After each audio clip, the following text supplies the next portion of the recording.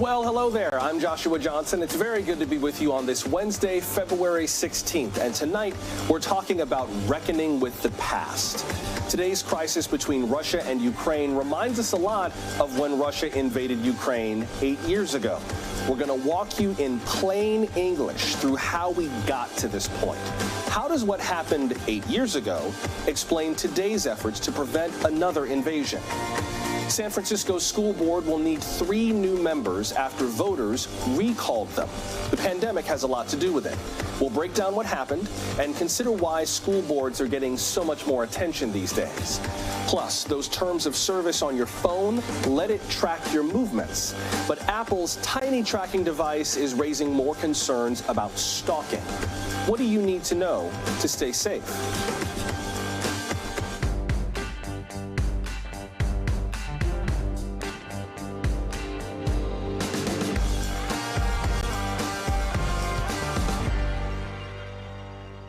All right, so you may remember that a few days ago, we relayed this prediction from U.S. officials that Russia could invade Ukraine by today. Well, the day is done in Ukraine with no invasion that we know of, but the Biden administration says it remains concerned. Russian President Vladimir Putin has been downplaying a military confrontation. He claimed that he would pull troops back from the Ukrainian border. Secretary of State Antony Blinken says the U.S. is still waiting for proof of that.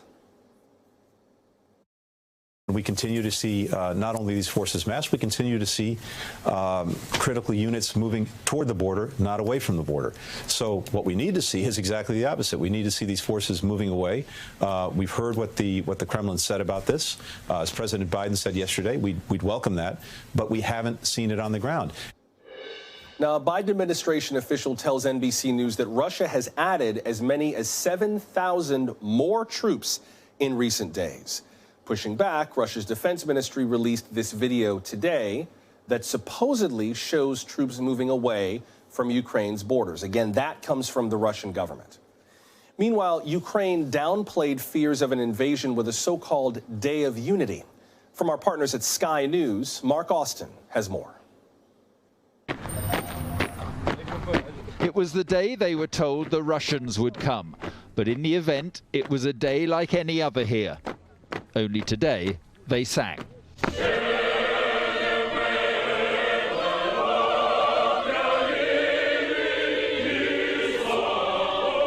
choir, in traditional dress, came from the National Opera. The people in dark coats from the local government, and all had the same message. Of course we are afraid, we are terrified. We are worried about ourselves, our families, our children. We are worried about our country. We don't want a war with Russia. They tell me they respect their native country and will protect it from threats outside or inside. And they know what invasion could mean here.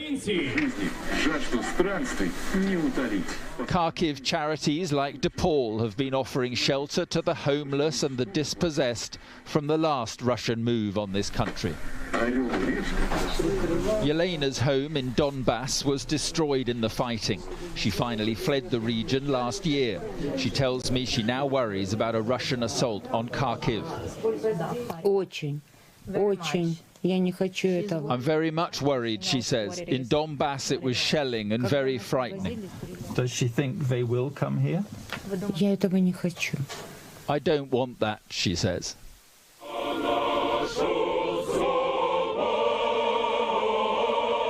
And so it is the colours of independent Ukraine these people want to hold on to here. But this frontier city from the days of the Bolsheviks has survived turmoil before and is confident of doing so again. That's Mark Austin reporting from Kyiv. Now, that report gets at an important point. Ukraine's been through this before. Since the invasion we were told could happen today did not happen, that gives us a moment to break down what did happen in February of 2014. That was the last time Russia invaded Ukraine. First, let's get the lay of the land. Russia and Ukraine share an east-west border, as you can see. Ukraine is a former Soviet republic. It's about the size of Texas. It sits between Russia and the rest of Europe, Poland, Slovakia, Hungary, and so on. So it makes sense that some of its citizens express more pro-Russian attitudes and some say they're more pro-European. Now, that little peninsula under Ukraine in green, that's Crimea. Most of the world still considers that to be part of Ukraine, despite what happened 8 years ago. On February 27th, 2014, Russia invaded Ukraine. Vladimir Putin ordered the military takeover of Crimea, that little peninsula, and it remains under Russian control to this day. Now, why did Putin do this? Well, around that time, Ukraine's former president, Viktor Yanukovych, was pursuing a trade agreement with the European Union. Mr. Putin told President Yanukovych, don't do it. And since he was pro-Russian, he agreed. But that upset the people of Ukraine. They wanted to be part of the EU.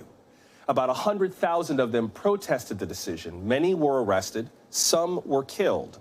Eventually, the anti-government protests ran Viktor Yanukovych out of town, and that left Vladimir Putin wanting some way to reassert his influence. So he invaded Ukraine and occupied Crimea. This whole ordeal seemed to kind of catch the Obama administration off guard. And now you know some of what Joe Biden has had 8 years to think about. So what lessons has he learned from this? And how will that shape what happens next? Let's answer all that with NBC News national security and international affairs analyst Michael McFaul. Back in 2014, he resigned as the U.S. ambassador to Russia 3 weeks before Russia invaded Ukraine. Ambassador McFaul, welcome back to the program.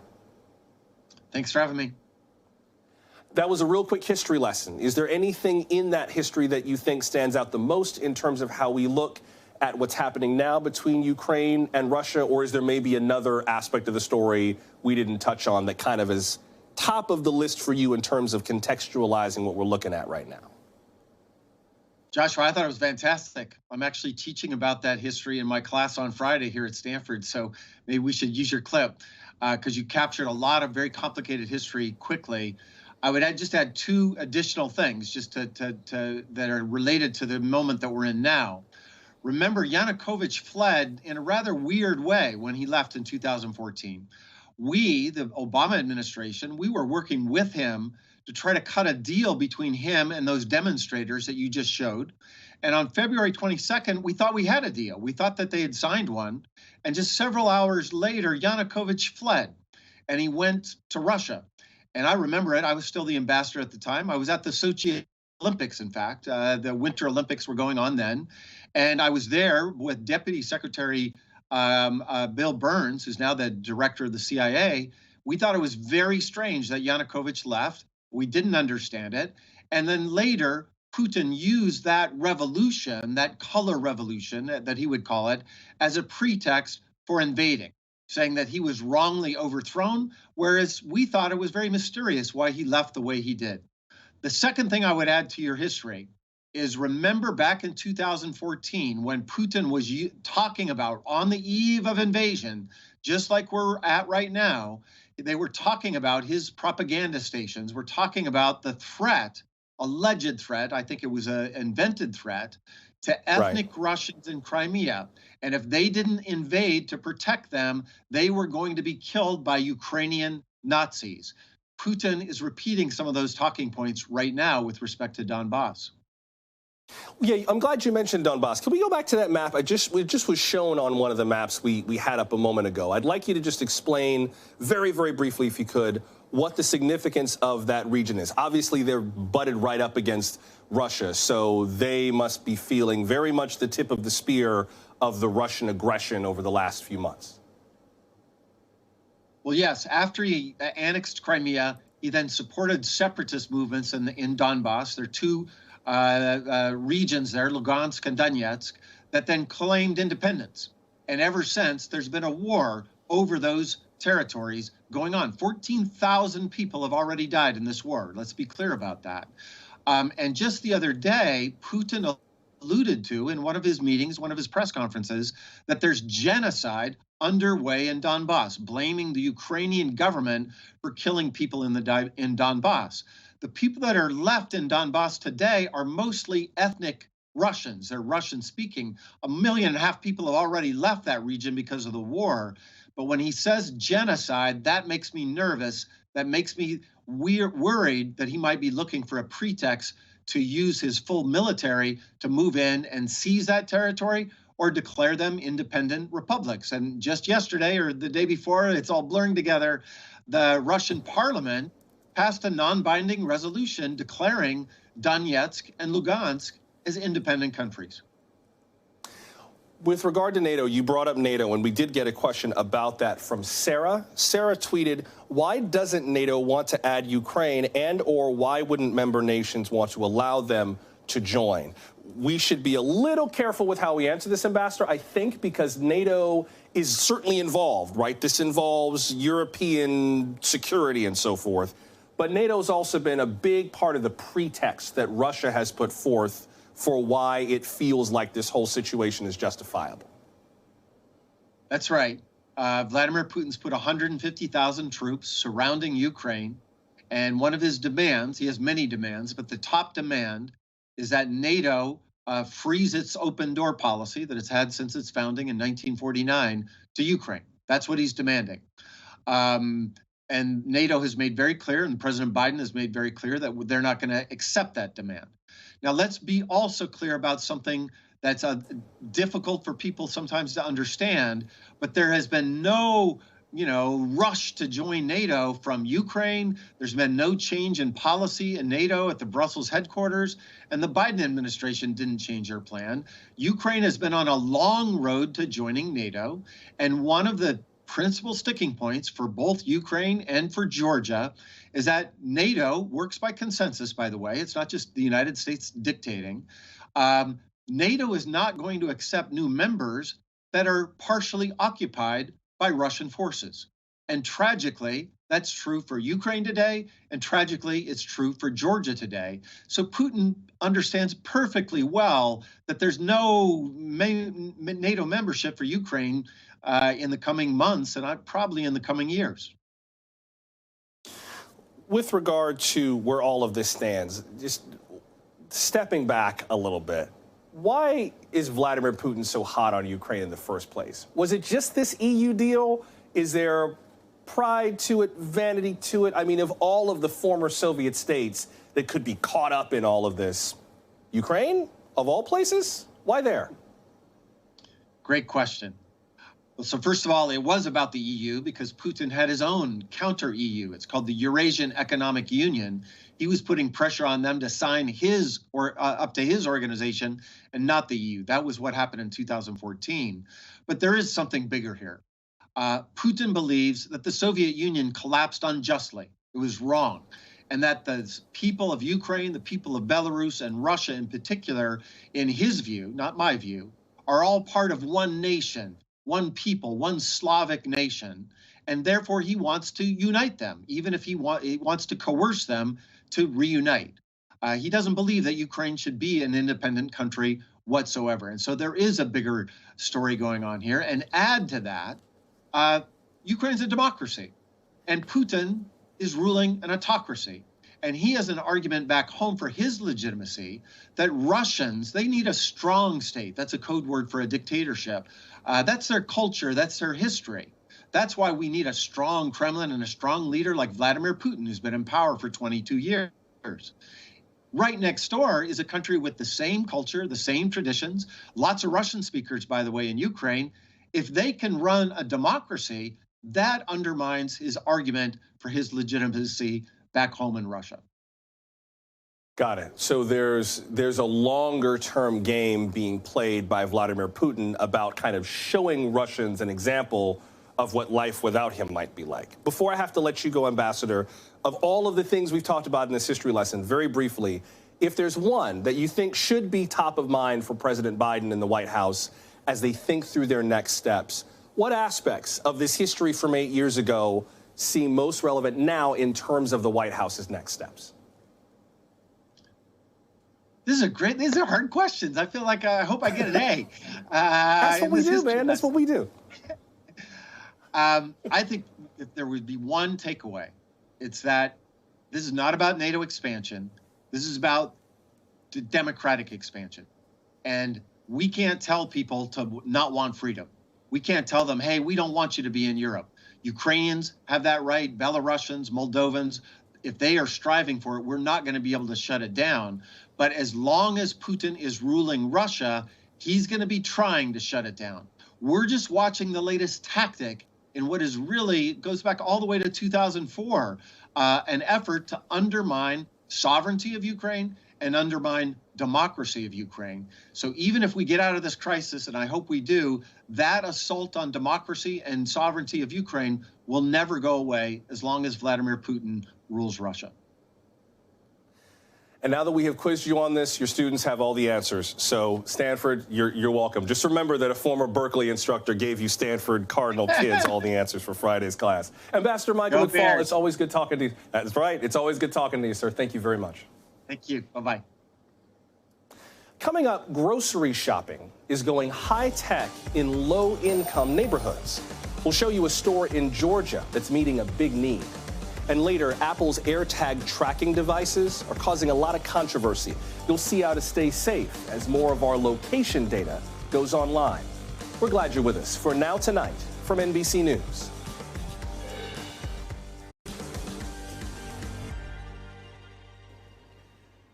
A few grocery stores in the U.S. let you check out without stopping at a register. There's one here in 30 Rock, down on the concourse level. You scan in, you grab your stuff, you walk out. Kind of cool. But they tend to be in wealthier areas that already have plenty of grocery stores. But we found an exception, a Black-owned, automated grocery store just outside Atlanta, in a neighborhood that really needs it. NBC's Blaine Alexander takes us there. Call it grocery shopping with a taste of technology. Welcome to Nourish and Bloom Market. Here, QR codes, automated gates, and robots run the show. Say hello. 30 ceiling cameras track your every move. Every time you pick up an item, the system knows exactly what you've picked up. So these are basically giant scales throughout the store. All finished? Just walk right out. Automatic payment through your phone. So it's quite an unusual experience. It's the brainchild of first-time store owners Jalea and Jamie Hemmings. Shopping has changed overall, and we wanted to create a solution for the post-pandemic era that we're living in. But even more notable than how you shop, what you're shopping for. Just south of Atlanta, this community is a food desert. The closest grocery store, a nearly 15-minute drive. These shelves hold all natural, organic foods, and the customers can't get enough. We've waited for it so long, it's a godsend. There's even a fresh spin on delivery. That's it. 2 climate-controlled robots, complete with their own crosswalk. Thank you. They're already planning to expand, eyeing disadvantaged neighborhoods across Georgia and Florida, and thanks to a partnership with Microsoft, offsetting the cost for customers. When you look at childhood obesity, when you look at diabetes, it really runs in the Black community, and we want to be able to change that. Our whole mission is that everyone deserves access to healthy food in a convenient way, right? An affordable way. This is more than a business. This is a mission. Yeah. Oh, yeah, 100%. A mission to keep healthy foods within reach. There you go. Blaine Alexander, NBC News, Fayetteville, Georgia. That's dope. That's dope. Very, very cool. And by the way, be sure to join us next week for my Black History Month special. Just a quick programming note. It's called Black History Now, and we'll dig into the controversies over how we teach Black history. How can we equip students to embrace the whole story of America? And what is critical race theory, really? Join us for Black History Now. Set a reminder, it's next Thursday, February 24th at this time, 8 p.m. Eastern, here on NBC News Now. We'll talk weather coming up. Millions of people in the U.S. are in for severe storms, maybe even tornadoes. Your forecast is ahead, and we'll update you on deadly mudslides in Brazil. Nearly a month's worth of rain fell in just 3 hours.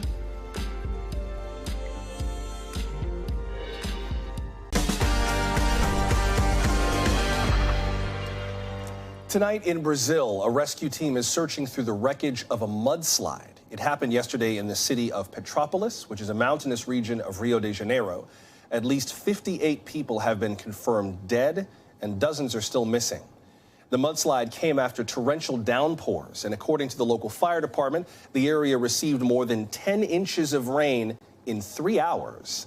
Sky News correspondent Greg Milam has that story. On a mountain of mud and debris, they search in the desperate hope of finding anyone who survived this. More often than not, they're finding those who didn't.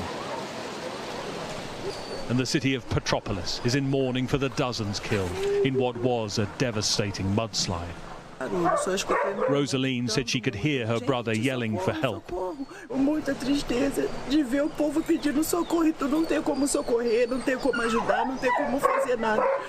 É desespero, é sentimento de perda muito grande. Vocês não têm noção de o que é passar por isso. It was a deluge, a month's worth of rain falling in just 3 hours, water rushing down through the streets of this famous old city, and unleashing an avalanche of mud that swept through the neighborhoods that have grown up its hillsides. The governor here says it resembles a war zone, and rescue workers haven't yet been able to reach some streets.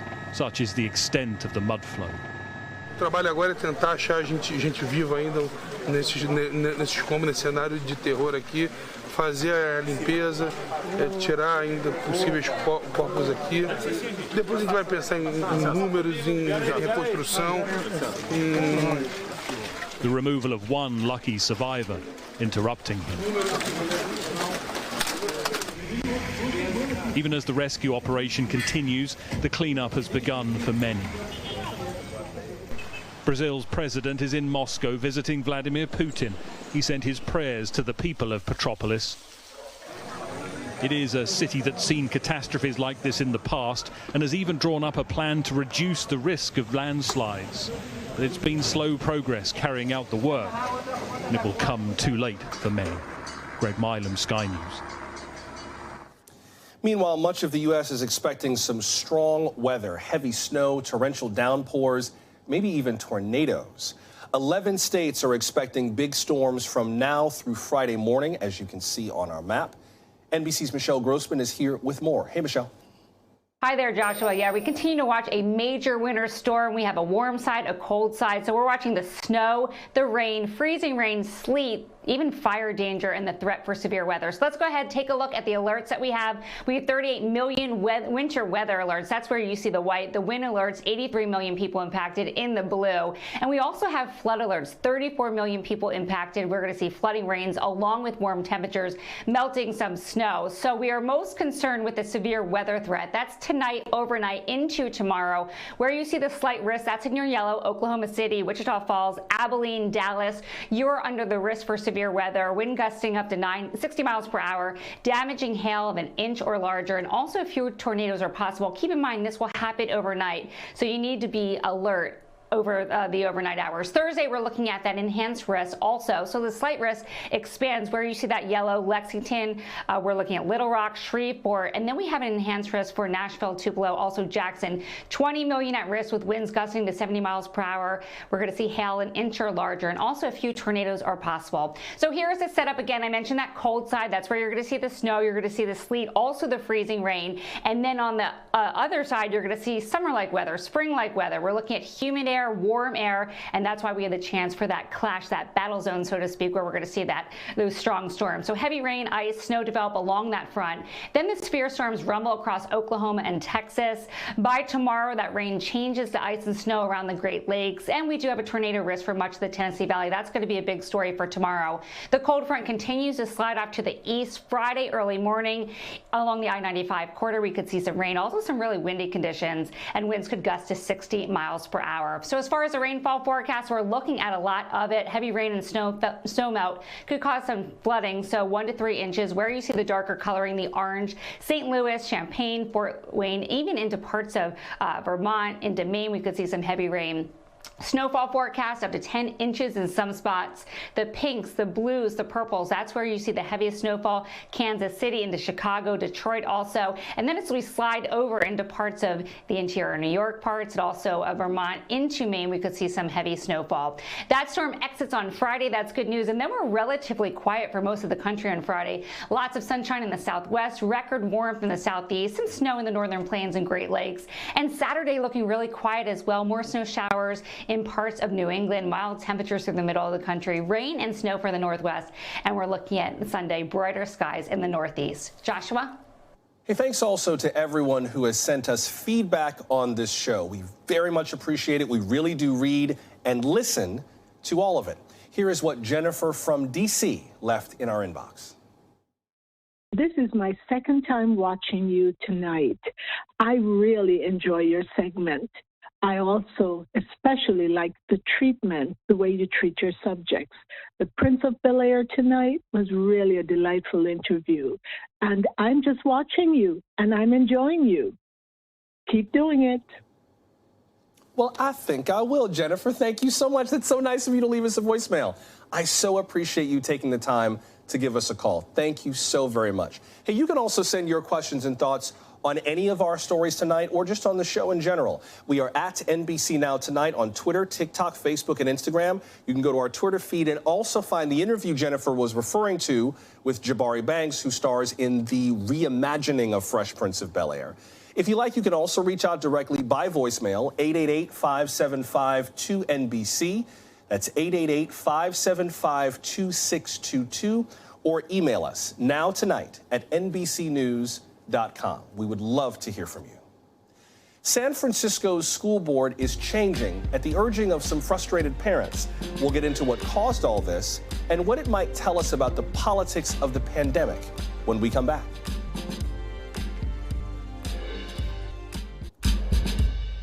A coalition of parents in San Francisco has successfully recalled 3 school board members.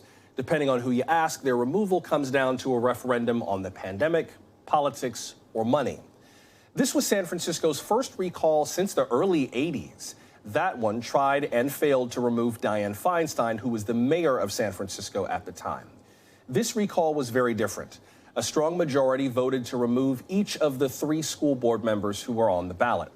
One of the organizers of the recall coalition, Meredith Dodson, tweeted, quote, "Parents have spoken, parents have been heard," unquote.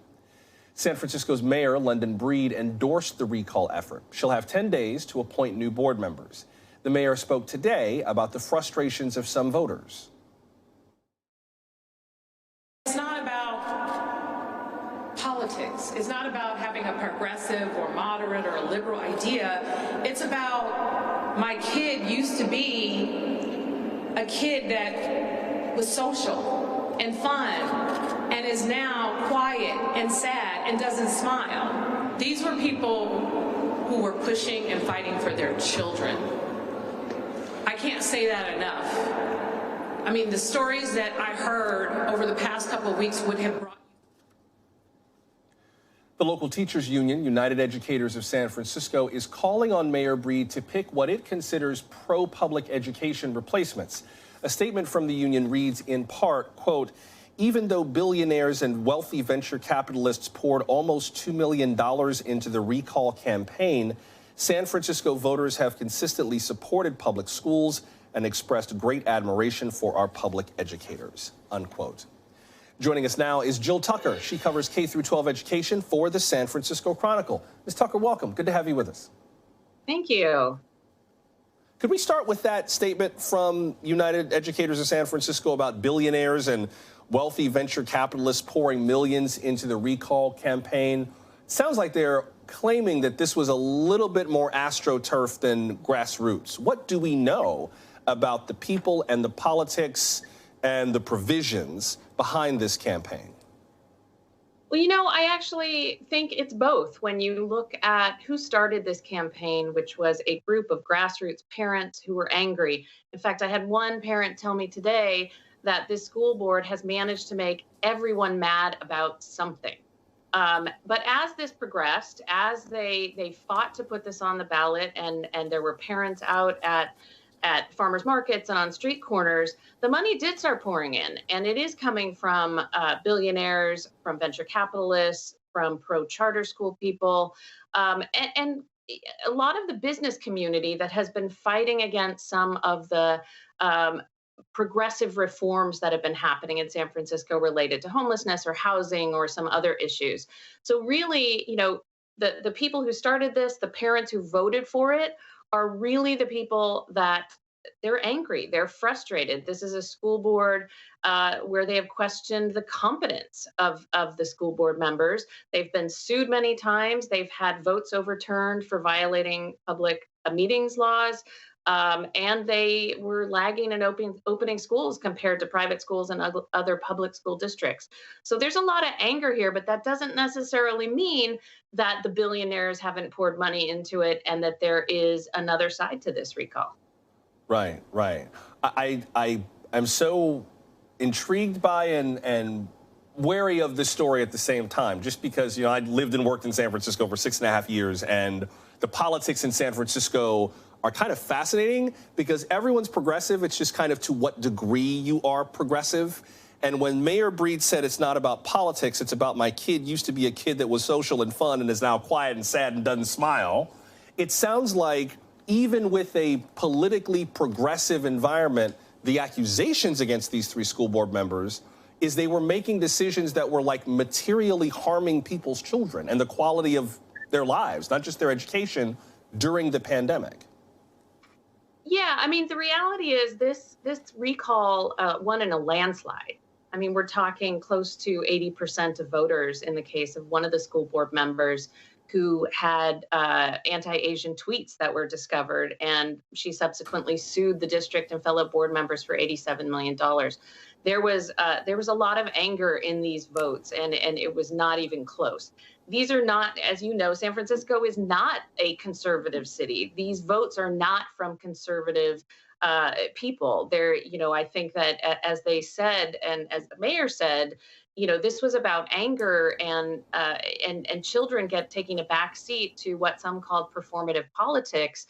You know, when children were in distance learning longer than others, suffering mental health issues and struggling in school. And I think we're seeing the fallout from all of that. You know, I've been covering this pandemic for 2 years, and I've watched the frustration and anger just reach peak proportions. And on yesterday, we saw it at the ballot box. This is an issue that's being watched by some Republicans and some conservatives who have taken a lot of bites out of San Francisco over some of the way that it's dealt with not only cultural issues, but also public safety and other issues as well. Senate Majority Leader Mitch McConnell commented on this earlier today on the Senate floor. Here's part of what he said. American parents are speaking out, but instead of listening to them, the political left is lashing out. Jill, how is that playing in San Francisco? I imagine that San Franciscans don't like the idea of Republicans and conservatives kind of glomming onto this issue. Yeah, I mean, I think, you know, we're hearing a lot of things like this is a defeat against wokeism or against, you know, the progressive side, that this is a harbinger of, you know, the next election, the midterms. And I think a lot of people in San Francisco are just kind of shrugging a little bit and saying, you know, there is a lot of that happening, but San Francisco is liberal, and there's no question about that. You can look at voter poll registration, you can look at the vote yesterday. You know, despite the fact that this might have made Republicans across the country happy, and they're using this as a message of warning against Democrats or the progressive left. The reality here is there are 3 school board members who are now removed from office, and that is the end result of what happened yesterday, and that is what people were looking for. Yeah, you quoted somebody in one of your articles, David Thompson, who's a parent at San Francisco Unified, who was dressed in head-to-toe rainbow drag and described him and called himself Gabraham Lincoln, and said, you know, do I look like a Republican? I thought there are many ways to answer that question. One last quick question, Jill. What is the early read on who might succeed these 3 school board members? Mayor Breed hasn't named anybody yet, right? Right. You know, I think, you know, she keeps talking about how she wants to remove politics from this process. She said today that she is not discounting anyone's eligibility for this, even if they are connected to charter schools or vouchers. It doesn't mean she will appoint anyone associated with that. But right now, she's pushing herself away a little bit from the politics and the special interests. And she's meeting with parent groups and asking them what they want in a school board member. I think she'll be looking for people who not only have experience, but who can also win in November when they would have to run again. And part of me, as soon as you said that, knowing San Francisco politics, I thought the fact that she's willing to entertain charter school, allies to try to not make it political, makes it political in a way. But I will be interested to see how she navigates that as well. Jill Tucker of the San Francisco Chronicle, good to have you with us. Thank you very much. Thanks, Joshua. It will help you find your misplaced keys, but AirTag tracking devices are also causing concerns about being followed. We'll explain before we go.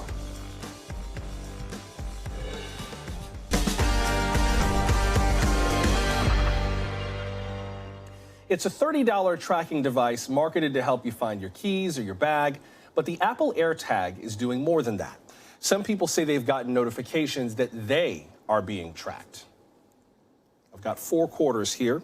An AirTag is about the size of a few quarters stacked on top of each other. That's 4 right there. You pair it to your phone the same way you would pair some earbuds.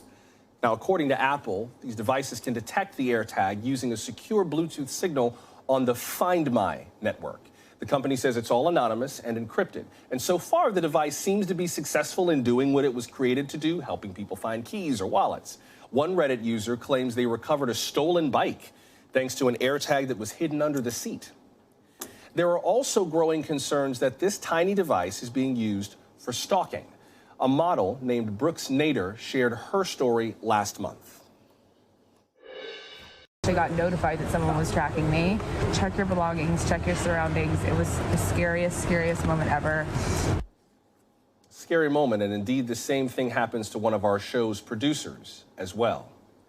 Today, the Attorneys General of New York and Pennsylvania put out a warning about AirTags.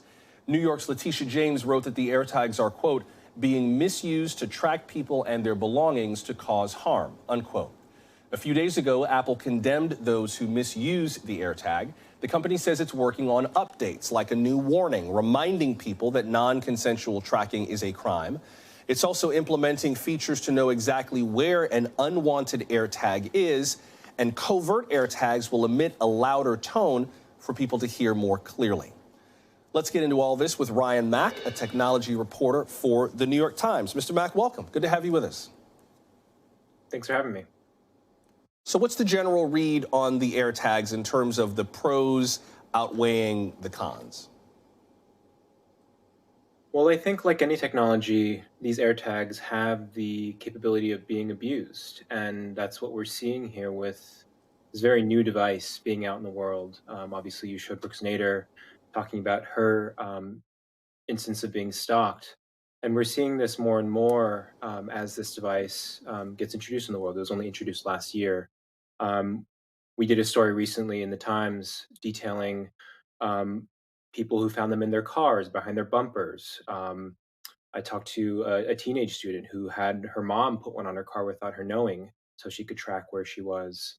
And this isn't the intended use case that Apple has made these for, but people are finding ways to, I guess, creatively stalk people in the world. We should also just be clear that, like, the AirTag is a smaller version of existing technology. I mean, we're already being tracked. We have consented to be tracked with our phones through any number of apps that we use. So I'm just wondering how to place the AirTag thoughtfully in the middle of all the other tracking that we have agreed to as part of the kind of app economy that we're in right now. I think the most significant difference between the two is, I mean, let's say I'm the person trying to stalk someone. I'm not going to put my phone onto you and have you walk around with it. And obviously that would be sort of noticeable. This device is $29. It's about the size of a quarter, as you said earlier. And it can be kind of covertly placed behind a bumper or stuck into someone's jacket pocket, put into their backpack without the person knowing. Now, of course, Apple has these notification systems. So if an unknown AirTag is following you or near your body for a certain period of time, it will notify you if you have an Apple device. But these notifications aren't foolproof, and people are starting to kind of see these things in the wild and, I guess, express their fear with them. What makes AirTags different, if they are at all different, from other devices like this? This isn't the first device of its kind. There's another one called Tile that came out before the Apple AirTag that I think prompted many of the same concerns. So, like, how does this sit in kind of the ecosystem of similar devices? Sure, Tile's been around for quite some time. I actually have one. I put one on my cat to find her. But the difference between Tile and AirTag is that there are many more Apple devices out there in the world. So it makes it much easier to locate an AirTag out in public, whereas Tile has to be connected to other Tile-enabled devices. It is enabled via something called Amazon Sidewalk, so it can connect to Echo and other devices that are put out in the world by Amazon. But with regards to the AirTag, it can connect to basically anyone else's iOS device to kind of allow itself to map itself through the world. And that's what makes this thing so much more powerful. So you said you put one on your cat so you can find cats who seem to love to make themselves have to be found. Did you have any concerns about doing that? I mean, if God forbid anything like this should happen, God forbid, but if I wanted to come after you and I know you own a cat, like following where you follow that pet could lead me to you. Did you have any concerns about doing that for yourself?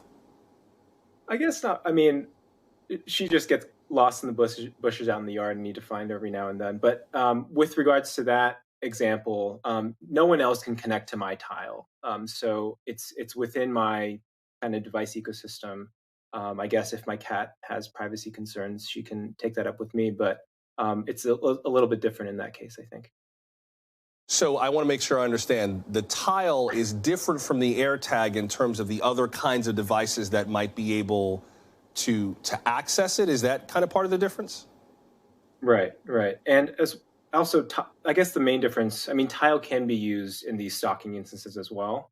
I guess the bad thing about Tile is it does not have these proactive notifications that it'll push to people's phones if it's on your person. Tile said it's now working on those notifications. It's going to get those out there. But that's the main difference. And I would just say that AirTags are much more powerful given that network that we talked about. Ryan Mack from the New York Times, I appreciate you discussing this and your cat with us. Thanks very much. Thanks for having me. Tomorrow we'll have more on some of these newer technologies with NBC Tech correspondent Jacob Ward. I have been reading through his new book. It is called The Loop: How Technology is Creating a World Without Choices and How to Fight Back. It is fascinating. It's basically a user's manual for your mind, and it breaks down what tech companies know about our minds and our tendencies that we may not know that's being used to market these services to us. Fascinating. Before that, we would love to know what technologies you rely on as a constant in your life. Maybe it's a device. Maybe you use an AirTag or a Tile. Perhaps it's just a social media app.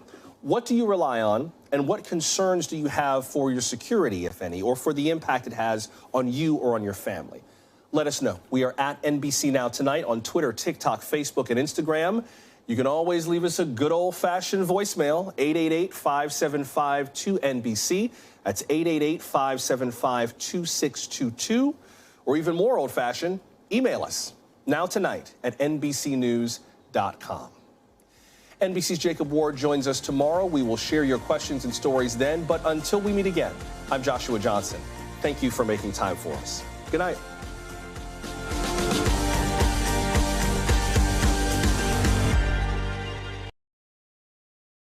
Thanks for watching our YouTube channel. Follow today's top stories and breaking news by downloading the NBC News app.